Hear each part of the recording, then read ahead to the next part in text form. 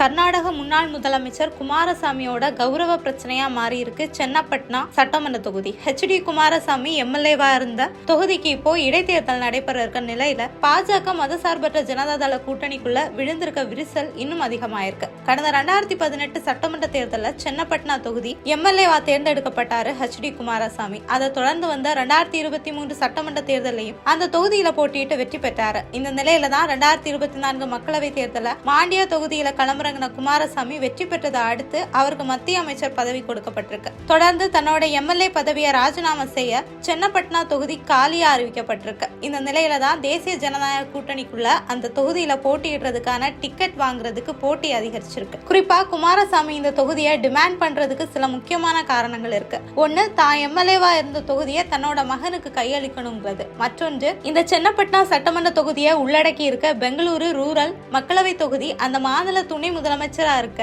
DK சிவகுமாரோட சகோதரர் DK சுரேஷோட ஆஸ்தான தொகுதி. கடந்த 15 ஆண்டுகளா காங்கிரஸ் வெற்றி கொடி நாட்டி வந்த நிலையில நடந்து முடிஞ்ச மக்களவை தேர்தல குமாரசாமியோட மருமகன் மஞ்சுநாத் பாஜக சார்பா போட்டியிட்டு வெற்றி பெற்றாரு. ஒக்காலிகா சமூக மக்கள் அதிகமா இருக்க இந்த தொகுதியில பாஜகவோட இந்த வெற்றி காங்கிரஸ் அந்த தொகுதியை விட்டு எக்ஸிட் பண்ண வச்சிருக்கு. மஞ்சுநாத் தேவகவுட குடும்பத்தை சேர்ந்தவங்கிறதால ஒக்காலிகா வாக்குகள் விழுந்திருந்தாலும் பாஜக இங்க உள்நுழைஞ்சிருக்கிறது தன்னோட மகன் நிகிலோட பொலிட்டிக்கல் கரியருக்கு சவாலா அமையும்னு நினைக்கிறாரு குமாரசாமி. அதனாலேயே இந்த சீட்டை மதசார்பற்ற ஜனதா தளத்துக்காக டிமாண்ட் பண்ணி வராரு குமாரசாமி. அதே சமயம் இந்த சீட்டுக்கு பாஜக புள்ளியான CP யோகேஸ்வரும் ஃபைட் நடத்தி வராரு.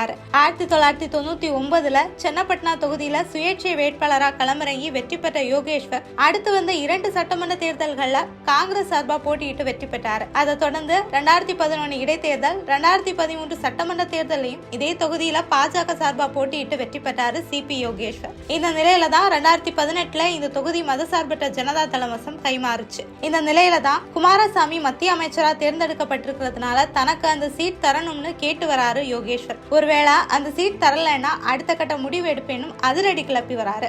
சில நாட்களா முடா ஸ்கேமுக்கு எதிராக கர்நாடக முதலமைச்சர் சித்தராமையா பதவி விலக கோரி பாஜக மதசார்பற்ற ஜனதா தளம் இணைஞ்சு பாத யாத்திரையில ஈடுபட்டு வராங்க. பாத யாத்திரை சென்னப்பட்டனால வந்தப்போ கர்நாடக முன்னாள் துணை முதலமைச்சரும் பாஜக பெரும்புள்ளியுமான CN அஸ்வந்த் நாராயண் சென்னப்பட்டனா தொகுதி வேட்பாளர்னு CP யோகேஸ்வர் பெயரை அறிவிச்சது குமாரசாமி ஆதரவாளர்கள் மத்தியில அதிருப்தி ஏற்படுத்துச்சு. ஏற்கனவே தேவகவுடா பேரன் பிரஜ்வல் ரேவண்ணாவோட ஆபாச வீடியோவை வெளியிட்டதுல பாஜக பெரும்புள்ளியான பிரீத்தம் கவுடாவோட பெயர் அடிபட்டது. பாத யாத்திரையில பிரீத்தம் கவுடா குமாரசாமி அணிகளுக்கு இடையில உருவான மோதல்கள் பாஜக மதசார்பற்ற ஜனதாதள கட்சிகளுக்கு இடையில இந்த விரிசல் பெருசாகாம இருக்க CP யோகேஸ்வருக்கு அழைப்பு விடுத்திருக்கு பாஜக தலைமையிடம்.